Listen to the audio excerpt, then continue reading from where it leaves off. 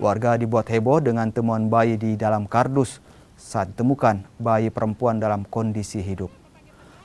Bayi dalam kardus ditemukan di kawasan stasiun pengisian dan pengangkutan gas LPG. Diduga bayi dibuang oleh orang tuanya. Temuan bayi selanjutnya dibawa ke puskesmas setempat untuk menjalani perawatan. Temuan bayi dalam kardus kini dalam penanganan polisi. Terus kami dengan ayahanda langsung ke lokasi situ. Terus sampai ke sana ini bayi ada dalam dos, masih bergerak. Nah, ibu kapus nelpon, saya nelpon dulu ibu kapus. Katanya bawa ke puskes, mau lihat dulu kondisi bayi. Apa dia masih hidup atau kalau sudah mati nggak bisa ini kan?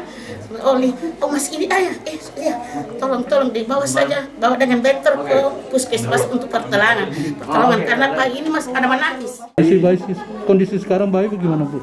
Sehat, stabil ya. Panjang baru dilahirkan atau bagaimana? Dari dokter itu katanya Iya. Kalau perkiraannya dokter periksa itu mungkin dari semalam itu dibuang.